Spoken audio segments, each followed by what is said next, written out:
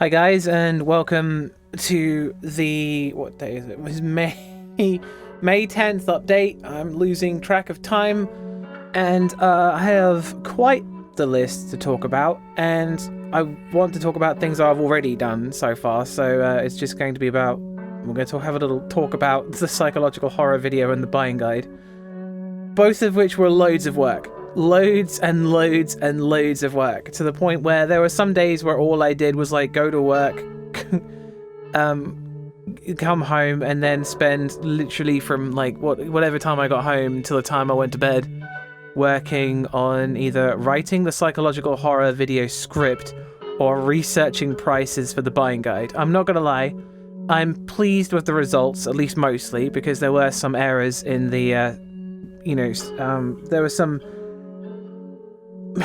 clear blemishes in the buying guide that I completely missed in terms of cutting out my own repeated lines, because if you notice, I do make mistakes, and sometimes I don't cut them out. In fact, sometimes the mistakes I end up just completely deleting what I've recorded because my mistakes are just so numerous that it's going to be like too difficult to edit round. Sometimes I'm just in the space to read things out, and sometimes I am just not, and that was unfortunately one of those days where the buying guide had really just like taken its toll on my mental ability, and I was really struggling to just read out things over and over again. And the problem is, like, the psychological horror video was just hard to write because it was quite difficult and abstract a thing to try and put into a basic sort of like something that felt like it was going somewhere. And the buying guide was just tedious. Like, I'm not gonna lie, it was really, really tedious. And the more I got into it, the worse it got, because of how originally I was just going to talk about, you know, a vague price, but then I was like, well, I can't really do vague prices and call it the buying guide. So I ended up looking up online store prices, and it went as far as me making an American account on the PlayStation 3, and I made an American account on Xbox, but it turns out I didn't actually really need that one, because you can just the problem with like the PlayStation 3 and Xbox 360 is that you can't actually check their stores online. I mean, you might be able to check the Xbox 360 store online. I never really found out how, but you might be able to. But I really struggled to find any information on the games that were just sitting on PlayStation 3 store that would massively save people loads and loads of money. Like being able to buy Fatal Frame like 1, 2, and 3 for £9 each, digitally or not, that's still way better than trying to buy any kind of physical copy legally, because obviously piracy was the elephant in the room the entire time. But the real problem was just that I had to go through and search for each individual game, find out its individual price, and then start listing it. And I cut out majority of the PlayStation 3 prices unless I thought it was worth talking about, because really, what's the point of buying like the PlayStation 3 version of The Evil Within in this day and age when it is cheaper to buy the PlayStation 4 version? It's cheaper to buy it on PC, it's cheaper to buy it on Xbox. Like, you know, I can't imagine. I mean, I know there are probably still people playing PlayStation 3, I am, but I'm not playing it like, you know, as my main console. But if it is your only console and you're playing it, then I guess I might have helped somebody in that regard. But it's, you know, it became a task to just keep on going through and finding prices over and over again to compare them. I'd written nearly everything that I in the problem was that, like, it started off with like what I thought was a fully formed script with just a few vague prices to act as a buying guide. But then as I went back to it and realized the inaccuracy in the prices, I realized that a lot of the script had to change around it, because I was sort of, the way that I'd written it involved me casually like spending the second half of the description talking about the prices, and then there wasn't really much to be said about the game. So I had to rewrite a lot of things on top of it. So it was basically the buying guide script is by far the biggest script I think I have ever written for something, just because of how many games ended up being on there. And I did a huge list of games, like to the point where I didn't think I was going to fit all the games in the description, and I didn't have very, very much time at all to try and write down the chapters. I've learned afterwards that there was a better way of doing that, but when I did it originally, I was like, there's no way. I've got like 5,000 characters I can put inside the description, and it doesn't seem like I'm going to be able to get them all in there. But it was a mammoth video, and by the end of it, I was miserable. Like, I really just didn't want to look at the editor at all. I didn't want to have anything to do with it. And I really needed that time off. But the problem is with YouTube content and how I had really like stretched everything that I had already so thin that there wasn't anything left, that I couldn't really take those 3 weeks off entirely from it. I would have to come back with something. And I'm still kind of in that position now where I'm like leaning towards, you know, getting the Halloween things done, which I've done 4 videos for Halloween out of the 30 that I'm supposed to be doing. Some of them I've not even started playing, but like I'm now caught in a lot of different things that I'm trying to do at the same time, which is some things will be working towards in my favor if I can organize them in a way that I'll be happy with, but some of them won't. So like, you know, there's a lot going on in terms, and I'm gonna try and explain different things at a different point. But yeah, the Buying Guide and Psychological Horror video were both really hard. Like the Psychological Horror video is probably my favorite video that I've ever made. I really, really enjoy that video. I decided when I did the soundtrack version that I would just cut myself out of it and leave like the sound effects of the games and the audio behind, and I realized that like that's not really left it's not going to be like the most interesting thing to watch. It's just sort of a surreal, abstract short film at this point. But yeah, I'm currently being nerfed by YouTube anyway, so I'm not that surprised that people aren't really watching it. I have no idea why YouTube has just decided to completely remove. Because I asked a bunch of friends and they said they hadn't seen any of my videos. Like, I have another YouTube account where I've subscribed to myself, which is a little sad, but I do it to make sure that I can see whether my videos are coming up or not, and all of the recent ones haven't, so I know that I'm being, you know, nerfed. So that's the only way I can describe it.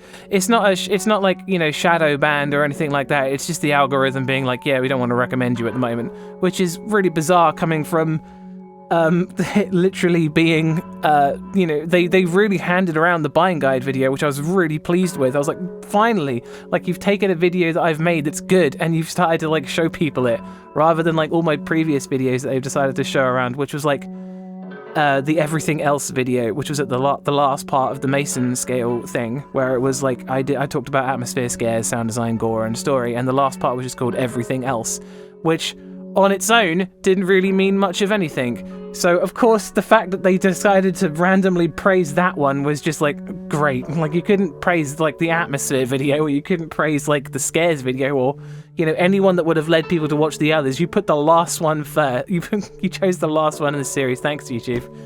But the algorithm is not really something that's ever governed by people. It's just robots. So you know that it's content-wise, it doesn't really matter what you make. It'll just randomly choose something. So yeah, that's I guess that's a little bit of a rant out of the way. But yeah, there's been a lot of different things that I've been frustrated with recently. Alongside YouTube has been very frustrating recently, but I'm not going to go into all of that. So the thing that I've been working on now, and I literally made a post probably about an hour ago about this, but the scares video is really getting out of hand in terms of what I wanted to do with it, because unlike the scripted events video where I wanted to just sort of like point out the flaws in, you know, how scripted events work, in the way that they can be really good, but they can also be absolutely terrible. The scares video is pretty much the same, because jump scares can be good. They really can, but like they're never going to be like the go-to thing for a horror game and still feel like they're worth doing. Like, I can't think of any games that are like 100% jump scares that are also, you know, really, really great. I couldn't do it. Like, I'm using examples in the scares video. One of them is Five Nights at Freddy's, because Five Nights at Freddy's is a game where essentially you spend the entire time avoiding the jump scare, because that's the purpose of the game. The jump scare is a failure state, you know, so when you finally lost, you get jump scared. There are certain things that can happen throughout it that you could consider jump scares, but I don't think any of them are as like definitively a jump scare as just the game over screen. So that's one of the points that I'm trying to make. So like, when I asked people on YouTube about what they thought would be a really interesting, what they thought of jump scares, whether they think they're good, they're bad, or they're only good if they're earned. And the overwhelming majority of people said they're only good if they're earned. Like, to the point where I was surprised more people didn't say no than yes. I mean, it was close, but like most people, I think it was, I can't remember it now, but I'm pretty sure it was like overwhelmingly only if they're earned. So I wanted to use that as an example of a jump scare earned, because, you know, you do really spend that whole time with massive dread and tension trying to, like, you know, manage all the different things going on and the animatronics doing their weird stuff and make it to the end of the night, you know, alive. And that's failure state is the jump scare earned, because you spend the whole time, you know, waiting for it to happen until it arrives.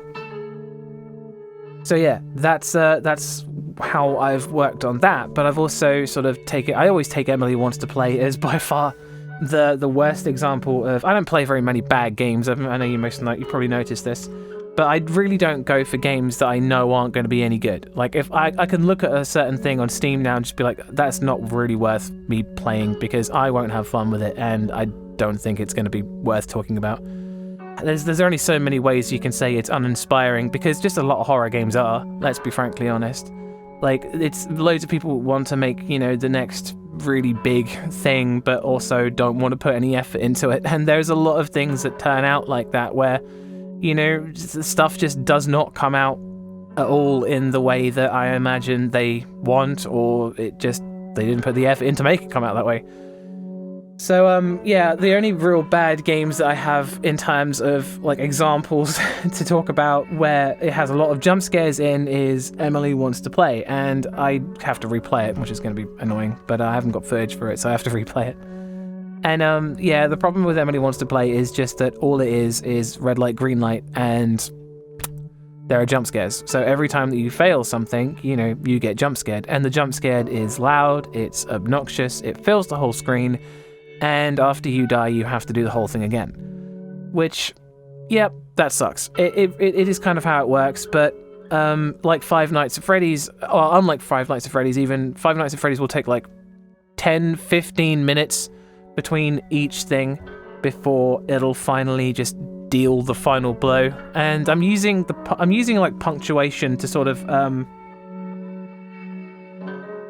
describe the difference between the full stop, which is what I call the proper, like, the good earned jump scare. Like, you know, that's it, this is where it ends. Because, you know, after the jump scare for Five Nights at Freddy's, you're just staring at the game menu screen, you know, or whatever. I can't remember exactly what happens, I haven't played it in ages, but I'm pretty sure it's something like that. So you're like, that's the full stop. But then, on the other hand, a game like, you know, Emily Wants to Play, where the jump scares can come at you really quickly because of, you know, the slightest thing will lead in failure. If you just move ever so slightly during a red light, then you'll get jump scared, and then you have to go back into the game to try the whole thing again. And there's not much time between that, so I used it to describe that more as a comma instead of the full stop. Whereas, like, the full stop is the one where it feels like that is really earned, but the comma is the one where it just sort of, yeah, it was a jump scare. Yeah, it did feel kind of cheap because, like, you really just had to make the slightest thing for it to happen, and it happens so often that, like, it doesn't ever really feel good. And on the other hand, I've used Stalker Shadow of Chernobyl, which is I'm going to be talking about again in a bit, about how that game manages to not really have jump scares, but also have a lot of jump scares. Like, none of the stuff that happens in Stalker is, well, I mean, there's a few scripted things in Stalker, but there's not really the way that jump scares kind of unfold in that game is, you know that there are enemies in the area, but you don't know where they are. And every time you turn around and bump into one, there's a chance that you'll be shot dead instantly. The sound of the gunfire is really loud, and basically you just don't know where enemies are. Like, you'll constantly end up bumping into things and then just spraying bullets in a panic because you don't know, you want to kill it before it kills you. And the whole game works with that basic premise where you just don't know when death is coming. And even with, you know, the magical ability to quick save, it doesn't make it any better if you're just instantly shot dead. Like, you can try things again, but then enemies won't be in the same place because they'll follow their own weird little patterns and do rather unexpected things in that game. So I described it really well. It's like none of the jump scares feel cheap, and none of them, but like, you know, they all feel earned in a different way. Like, none of it feels cheap because none of it was planned. It doesn't feel like the game set you up for that. It feels like that was just something that happened in a way that it did. And yeah, that's another one that I'm talking about. I've also gone into talking about films because I thought, why not? I've been talking about films in literally all the other ones that I've talked about. I don't think I didn't talk about in script events, but that's obviously a very game thing.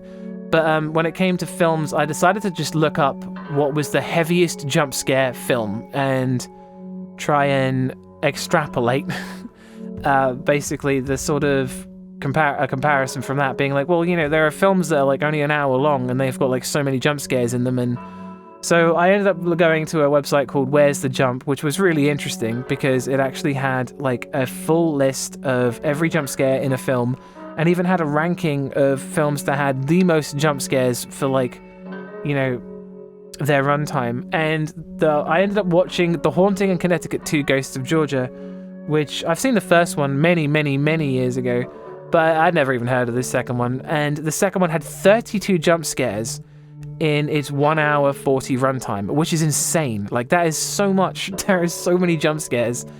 That I remember they had because they had like a timing list of it. I could actually see how long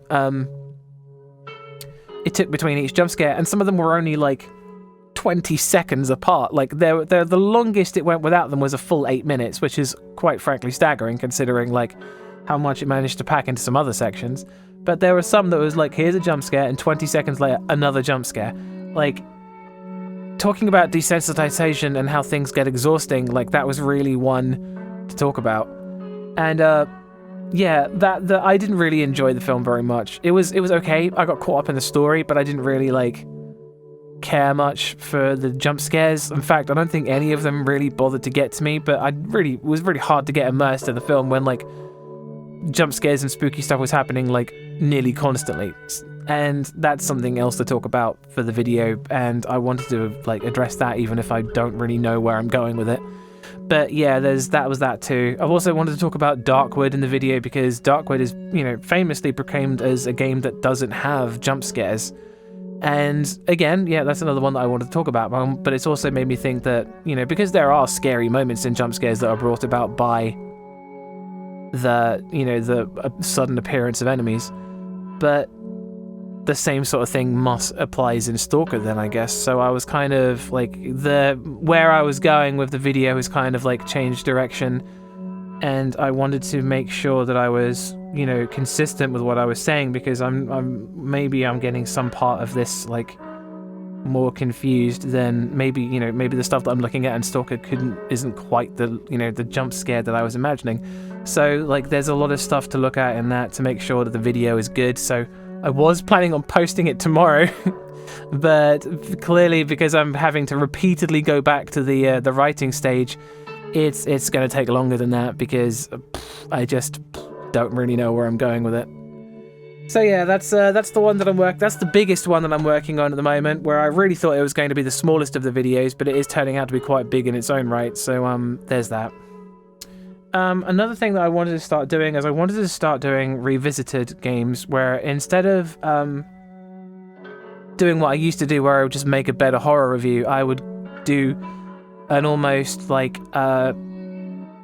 something like the scares video, but just analyzing everything that happened. And Stalker is one of those, because I happen to have the entire game because I finished it recently, and I haven't had it recorded for quite a few years, but now I've finally played through it and finished it. I can talk about that as well as Silent Hill 3. And I really wanted to just do it in like all of the games that I was really interested in, where I would just have like a much longer look at just what I thought about the games in a more personal way, I guess, because I'm trying to expand outwards on the channel to do different things. But I don't want to forget about the horror reviews, obviously, because that's still like 98% of the channel at this point. So yeah, that's another thing that I want to work on, but I've got the footage for it. I just need to start doing it, really. There's the Process 2, which is a Patreon exclusive thing. So a while ago I decided to publish the old one because it's a little out of date, and some of my mantras have kind of changed in that time, where I used to say that I wouldn't accept Steam keys from developers, and because like I was basing it on the premise that if they did, I hadn't been sent Steam keys basically at that point, but I was sort of led to believe that developers would expect a good review if they sent you a key for the game. And I've pleasantly learned that that is just not the case. It's like most developers that I've spoken to, or like, you know, had Steam keys sent to me from, have been sort of, here's the game, do what you want. And they don't really seem to care, because really at the end of the day, all publicity is good publicity. But I still draw the line at, I got sent a game recently. I don't even remember the game to tell you who did it.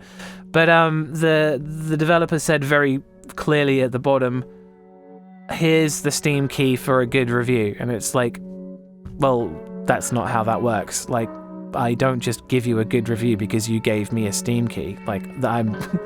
Like there would be no bother. Like if you the second that you let those principles go, then your integrity as a reviewer is gone. Like if I started just, you know, blatantly plugging things that had just been paid for me to say, then you can't really trust anything I say anymore. So there's no point doing that. So I've just been refusing. I think that's the only one that I've like. There's been a couple that have just really low effort that I haven't bothered doing, where it's like, you know, I've got nothing good to say about this, and I can tell from the outset that I'm not going to say anything good about this. So I've just kind of politely refused, which is what you can say on Steam when they. But yeah. So that's been that. I don't know why I've been harping on about this, but the process too. Basically, what I'm doing is, it's for Patreon, and it's going to be basically the start to the finish, a much more in-depth look at how videos end up being made, as well as looking at all the stuff that I have, because I have a lot of stuff, as people have probably gathered from the buying guide video. I have a load of games which I bought mostly a long time ago. I did buy quite a few games for the buying guide video, but I didn't spend more than like £3-4 per game. All of the cheapest ones there that you saw, like the 360 version of Alien Isolation and stuff, they were like £5 each. They were super cheap, and I bought them all with my own money. I didn't bother. I didn't use Patreon money for that.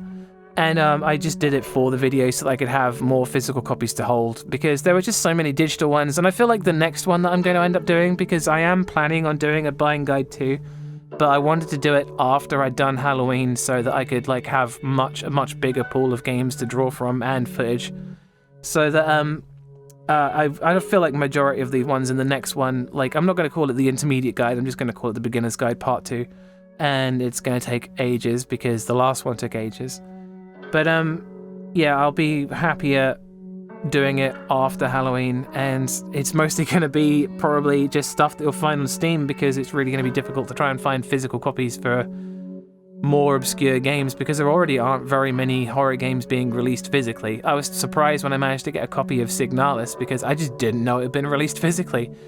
So yeah, but maybe I'll be pleasantly surprised. Maybe there'll be more to talk about. Not that I'll be able to buy many of them, because if you've seen the prices, I wouldn't be able to afford like the games. If I bought all of those games now, I would just simply not be able to buy them. So yeah, that's that.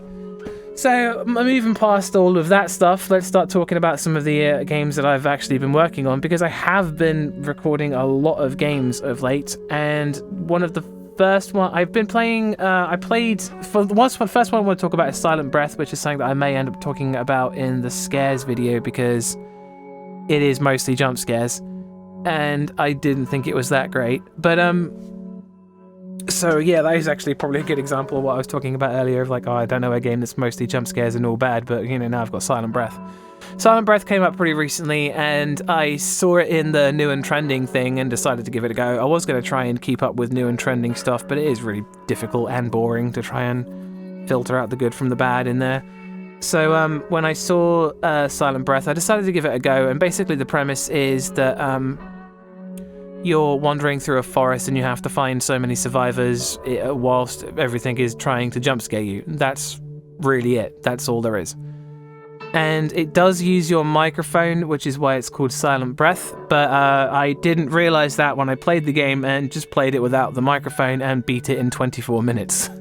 which that was also included a single death where I accidentally didn't play red light, green light the way the game wanted the first time because apparently I wasn't paying attention. So it probably took me actually less than 24 minutes to beat the game fully, which for I think £12 is just really bad deal. So but maybe if I've decided to plug a microphone into that computer to do because I don't use the same computer for doing voice editing that I do. I mean, I'm in a different place.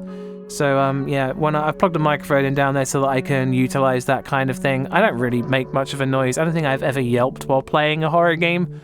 I've definitely jumped, but I've never made a noise. So I don't think it's going to change very much. But it might pick up something that will make it more, make the game slightly better, because it felt really unfocused and just not great. But I did record the original version of it, so that's one that I'll probably be re-recording again just to try it out. It does look very good, but the gameplay of it is just walking through the woods and periodically something happens and it feels very artificial. Another one that I've played recently is Parasocial, which is a Chiller's Art game. I've actually gone on a bit of a Chiller's Art spree. I bought a bunch of little indie games that I wanted to do because I feel like indie games will be much better for doing the smaller week-to-week things where I can just fill up the sort of schedule with here's a game and here's another game and here's another game, because the big games are taking really long to do, and the more that I write into them, I'm kind of they are just, I could not have done. It would have taken me way too long to go from finishing Alan Wake 1 week and then doing Alan Wake 2 the next week, because they're just 25-hour games. They just take forever. And I'm pleased. Oh, by the way, I'm pleased I finished that one for the Halloween list. I'm gonna post it in the comments, but I should try and remember to post it in the comments. But I've finished the Alan Wake 2 review, which is probably another one of my favourite ones that I've done. I was very pleased with that, since it's the first time I've come back to editing in a little while, besides Carson House, which wasn't great. There wasn't much to work with for Carson House. But Alan Wake 2, I'm really pleased with the review for that one. But yeah, one of the ones that I've started doing is Parasocial, and it's a little Chiller's Art game where you play as a streamer, and one of your viewers starts sending you a game, and then stuff starts happening in real life, and it feels like you're being stalked. And there's something that I really enjoy about sort of Chiller's Art games, where they're mostly based on the sort of paranoia you can experience in the real world. There have been some really ones that just aren't great from Chiller's Art, like Night Delivery was just Night Delivery was not good. Yeah, there's a written review of Night Delivery on the Patreon for free. Everyone can look at that. And I was just bored. That's the nicest way I could say about it. I was just bored. Parasocial was way better. I'm probably gonna post that one the soonest, I think, out of all of these, because it's just the one that I think I have a fair amount to say about. I haven't really started writing it. I really enjoyed it in comparison, at least to Night Delivery. But yeah, there's that one, and the next one is Shinkansen Zero. And Shinkansen Zero is basically it's a clone of the Exit 8. And if you don't know what the Exit 8 is, I've also done a written review of that one on Patreon. Basically, it's a game where you walk up and down a train tunnel and you have to notice different anomalies, and if you notice an anomaly, you go back, and if you don't notice an anomaly, you can continue forwards. And there have been loads of games that have kind of taken this very basic premise and really just gone kind of nuts with it. When I was looking for stuff for the Bind Guide, I saw the Exit 9, which was an obvious lame ripoff, and it's like the Backrooms games where, and all the SCP games and stuff, where they've just kind of creeped out of the woodwork and appeared everywhere. There's just they don't really. I mean, the Exit 8 didn't seem like the best idea ever. I didn't find it frightening. It was weird, yeah, but I never found it particularly frightening. So to see more of these crop up is sort of all right, but why? But they were entertaining, at least for their short runtime. I was extremely disappointed when I finished Shinkansen Zero because nothing really came of it. The end of the Exit 8, all you do is walk up a set of stairs, and that's sort of it. You finally escape. That's all there is. But Shinkansen Zero was basically just the Exit 8, except you walk up and down the train car instead. that's it. That is the nicest thing I can say about it. Like, it had some interesting moments, and it tried to add a story where you could talk to a little boy about being stuck on a train, and they tried spicing it up by adding basically a second difficulty as it went on, but there wasn't really that much to talk about. Like, I've already... it took me, like, I don't know, an hour and a half to beat it, because I kept on screwing up the last one, which is just, you know, luck, really. I'd say skill, but I didn't have any. Yeah, that was that. So, that's another one. I have another one called, I think, Night Security or something, and it's another Chiller's Ark game that I was going to look at. I was going to almost do a week of Chiller's Ark games because I thought they're so cheap, and, like, they're pretty entertaining, and I thought it'd be a fun little event to just do, like, a week's worth, just, like, you know, 7 days of just Chiller's Ark games, because they don't take long to beat, and they're not that, you know, they're so cheap, you know, why not? But, yeah, that's another one. I've also been looking at the next 7 free horror games list, and I decided I would try and go for things that were slightly longer and, you know, just bigger games in general, because I feel like most of the experiences that I've talked about so far, like, I only spent a couple of minutes talking about them in the review, but the games are only like 5 to 10 minutes long, so by the time I've actually spoken about everything in the review, I've pretty much covered everything worth talking about. Like, it almost isn't worth playing it at that degree. So there have been 2 that I've focused on immediately. One of them was recommended before, and I talked about it in the last update, and it's Psychopomp, because that's free, and it's really unsettling and weird, and it's an old school dungeon crawler, and that's cool. I really like that.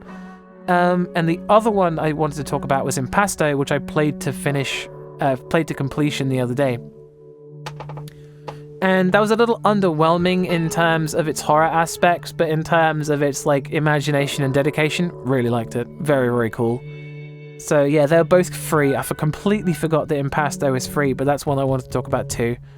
My friend also linked me to a game called Missing Hiker, which was free, and it was pretty low budget and experimental, so I'm not sure if I'm going to add it to the list or not. But it was still, like, another potential thing for it. I wanted to get, again, at least 7, so I've got quite a way to go before I'll flesh out the list enough to have another one of them. So there might be longer gaps between those videos, just because, once again, with everything, it's just taking more time. And finally, let's talk about the Halloween stuff. Yay! I have... well, obviously Alan Wake was one that I finished. I've been working on quite a few different ones. I've been recording bits here and there. I haven't made any progress with Curse the Eye of Isis. I finished the first third of the game, and I haven't really tried any more than that.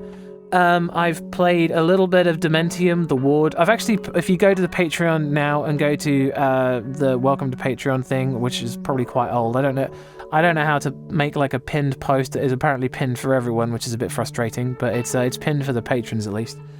And but I think I'll post it. I'm going to post the projected 2024 Halloween list on underneath the video as well, so people can have a look. But yeah, these are the ones that I've been working on. I've finished Burnhouse Lane. I've finished the Dark Pictures Anthology, Devil and Me. I've finished playing Sally Face, but haven't written it. I finished playing Choo Choo Charles, but haven't written it. I've finished completely Adam Lost Memories. I'm still playing Fran Bow, which I just haven't felt like playing it, which is just the kind of, you know, how it goes sometimes. Like, the game's gone into a very, like, kiddie dreamlike sort of thing, and it's lost my interest a little bit, but I'm hoping I'll, you know, get back to it. I'm finished Lazarette, and I'm writing that at the moment. That's the one that I'm working on today. Fierce to Fathom Ironbark, look out. I finished sometime last year and still haven't gotten around to writing it yet, so that's how, you know, bad I am with the you know, the process sometimes. I finished Dreadout recently, which was one I was really not anticipating to finish at all, but I finished Dreadout and I quite like that game. It's not the scariest, but it has so many unique moments that are really unsettling and weird that it's great. Really, really genuinely enjoyed it. I've put Forbidden Siren on the list, but I'm not sure I'm going to be able to do that. Some of these I've just put on there because just to fill a spot, really. And I'm working towards these, but I don't know whether I'll actually be able to do them. So, like, I might trade things out. This list is very much subject to stuff that will change. The Voidness was one I finished the other day. I was very satisfied with majority of the game, although I felt like it didn't really escalate. It's sort of, the LiDAR stuff is very cool. But unfortunately, it doesn't really do very many imaginative things with the LiDAR stuff. The scariest thing was, by the way, there's an enemy, and you can just about see the enemy moving because of the LiDAR. And that was really about it. There wasn't really that much imagination applied to the concept of using LiDAR. So, I'm pleased that I finished it, but there's just, it's a bit of a letdown. Nightmare Creatures is one on the list as a placeholder. I've got the game, haven't started playing it. Elisa, I started playing that last year again and sort of haven't made much progress with it because it's very obtuse and I don't really know what to do. It's a little too vague for me sometimes to just try and figure out where I'm supposed to go in a game, and sometimes when I just can't figure out what I'm supposed to do for too long, I'll just put it down and sometimes just not come back to it because I know that I'll have to try and figure out what I was doing again. So yeah, that's on the list, but that's not a not a high priority one. Call of Cthulhu Shadow of the Comet is a point-and-click one from the 90s, and I was hoping I could get through that quite quickly because apparently it's rather good, and I think that the point-and-click interface would probably be a much better suit for a Lovecraft game than some of the, first-person action RPGs that we've had of recent, because being able to mercilessly slay these horrible beings that are supposed to be immortal beyond our comprehension, that doesn't gel very well. I don't think that does, at least. But, we'll see how Shadow of the Comet turns out. I'm curious about that one. Bendy in the Dark Revival, I've played through twice to the same point and stopped at the same point because I've just got tired of it, and it's not been bad. I've just after a certain point some games just get kind of tiring and then you just put them down, and once again have not come back to it. So Bendy in the Dark Revival I've recorded a fair amount of it, so it's a better starting point than some of the other ones. Cannibal Abduction was recommended, I think, potentially by the same person, I don't know, but it's been recommended to me several times, and I started playing it, and yeah, it's pretty good. I've been working on it. I think I've only put about an hour into it so far, but I've really enjoyed it so far, and I've not really, and when I left it, I was about to start bumping into an enemy, but I haven't seen anything yet, but it's still been really cool. I quite like that game. The Coffin of Andy and Laylee is a very weird, awkwardly written, in my opinion, visual novel where basically you play as a brother and sister duo who have been locked inside an apartment because apparently they're infected, but they don't really think they're infected, and there's a lot of stuff going on, but it's really difficult to try and figure out what's happening based on the conversations that they have because they're tired and starving and I started doing that, and I don't know if I will continue doing that, but I've put it on the list anyway because I wanted some more variety, and a visual novel was definitely different from a lot of the other things that I've been doing. I've got quite a few visual novels that I was supposed to do. I started playing Corpse Party, but I find that Corpse Party is, again, it's really obtuse because I got to what I thought was the natural end of the first chapter, but then found out it was a bad ending and got sent back to the start to try it all again. And considering it's an hour gap between each one, at least between the start of the game and the first chapter, or the second chapter, the end of the first chapter, I've just found it really needlessly punishing, really. I can't load any of my manual saves. I can only load the quick save, and the quick save is the last point before the chapter ends, which I'm not sure I can actually fix anything in that time. So based on how well that went, I can only assume that there is more of that to come, so I've put that on the back burner because maybe with enough time and dedication over a long period of time I'll be able to finish that game. But at the moment it's not one that I've put on the list just because I don't think I'll be able to get through it fast enough. Curse of Eye of Isis I've already talked about. Basically I haven't played any of it since last time. I think it's quite good, and it's certainly getting more interesting now that they've introduced a second playable character. But yeah, there's not much else to talk about in that regard. The Last Door Season 2, I haven't started playing it. There's a couple of these I have just not started playing. But The Last of Us Season 2, I really enjoyed Season 1, but I've heard from, I think, somebody that I know that the Season 2 is just not quite as interesting as Season 1 is, but we'll see.